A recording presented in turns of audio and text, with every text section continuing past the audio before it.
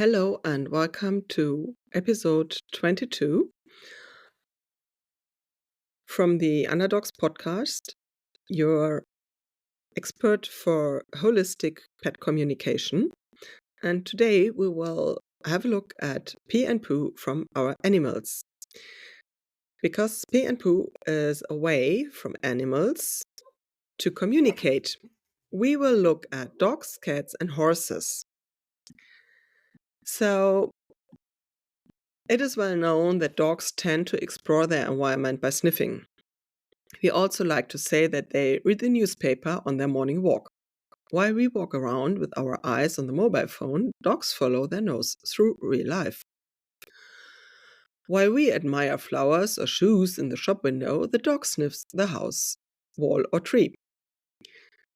The excrements of other dogs provide him with important information. He learns about the age, sex, or health of the other dog.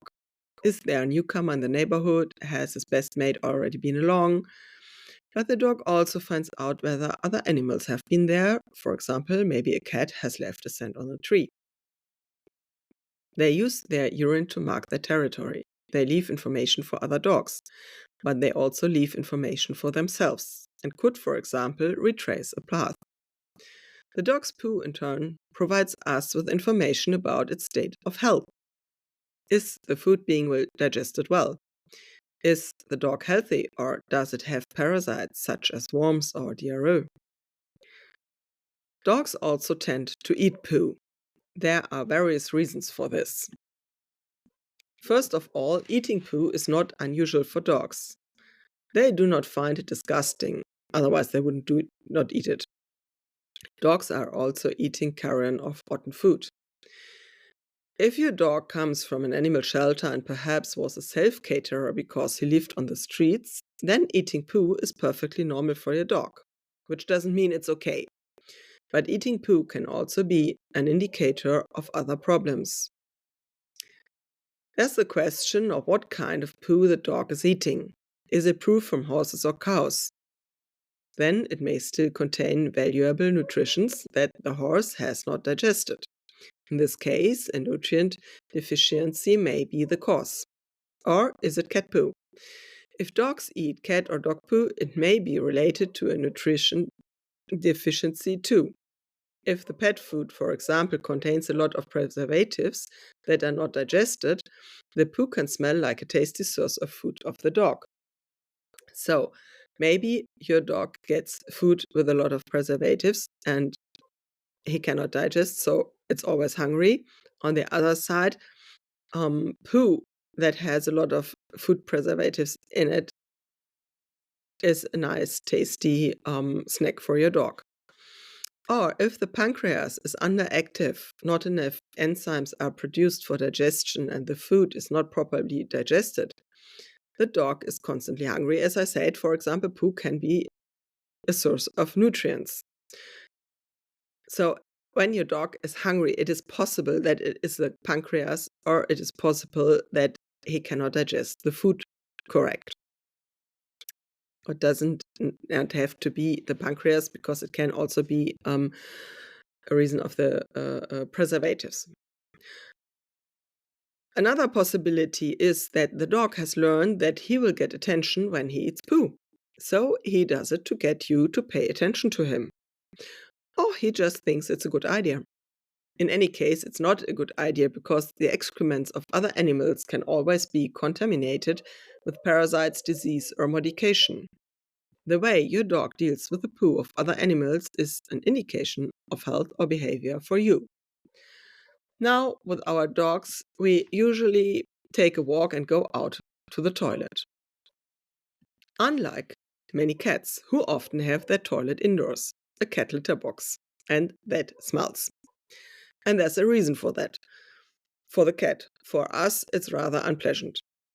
But cats mark their territory in the same way as dogs, even if they have been neutered. They can use scent to find out about their surroundings in much the same way as dogs do. Who was here, who lives here, health or gender. A cat can use scent to find out about its surroundings. This is particularly important in its own territory. It makes little sense to regularly disinfect the litter box, especially not with strong cleaning agents such as citrus or ammonia. Cats are very hygienic animals, so the litter box needs to be cleaned regularly. Every 2 weeks, you can empty and rinse it completely or clean it lightly, but please don't use strong disinfectants. This irritates the cat, and if we regularly disput the cat's space by removing its scent marks, behavioral problems can arise. In the end, the cat will just mark somewhere else. Hygiene is particularly important when there are several cats. It is important that each cat has its own individual space, preferably its own toilet as well. A lot can be learned about a cat's health from their poo too. Firstly, from the poo themselves. Here is exactly the same with dogs. Are there worms or diarrhea? Is the color or smell changing? And a lot can also be learned about the cat's behavior. Does the cat mark the apartment? Has it turned the houseplant into a toilet? Does the cat poo next to the toilet or pee on the bed? There are many reasons for this. Behavior can also be a sign of health issues. Perhaps the cat is in pain or is not tolerating the food well. But perhaps it is lacking in attention. For a long time, humans assumed that cats are loners that can be kept alone in an apartment. In addition, humans are then out of the house for 12 hours every day. Today, we know that a large proportion of these cats are severely depressed. Cats are not loners in the sense that you can relax and lock them up and then loosely neglect them half the day. Cats, especially our domesticated house cat, are very social creatures. They need company and activity. It does not matter whether there is an outdoor enclosure, the cat is allowed to go outside, another cat is added to the pack, or the human social partner has to take care of it. Causes for problems can be the cat is with too many other cats and has no individual space.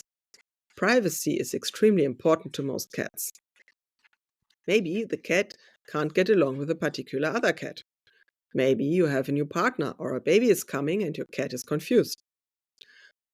Maybe your cat doesn't like your dog. Or it doesn't like the new sofa. Or it doesn't like the new cleaning agent. Incidentally, there is no point in punishing your cat for her behavior. Pushing a cat with its nose into the toilet or holding it under the tap is violent, cruel, and senseless. Cats are highly sensitive and just as radical. If something goes wrong in their little universe, they make that clear. And only detective work can help here. So let's take a look at the horse. Anyone who works with horses will have noticed that a horse will stop at every pile and stick its nose in it. Maybe it will even add a pile on top. With horses, it's not much different than with all other animals. They mark their territory. They leave information for themselves and others. They can retrace path and communicate with their family. They get information about their own kind, age, gender, health. Was it the pretty mare from next door or a rival? We can tell a horse's state of health from its dung too. Only horses and other grazing animals defecate different. Dogs and cats are predators. They hunt their prey, eat, digest, and usually have a clearly defined place as a toilet. Grazing animals walk all day long and eat while doing so. At the same time, they defecate at the back. Since the animal continues to walk under natural conditions, it does not care where it shits. Also, the poo of the horse is different because they do not contain any animal remains. Many gardeners love horse dung for their garden. Dried cow dung was used for a long time by the poorer population for heating the fireplace. It's just dry plants. So we see that what we consider to be very unhygienic and what nobody likes to talk about is something completely normal and important in nature and among animals. Pee and poo are used for communication. Of course, we have to pay attention to hygiene. But we should also not disregard the natural behavior and needs of our animals when dealing with them. What we find disgusting or even interpret as malicious behavior is often the only way for our animals to communicate something to us.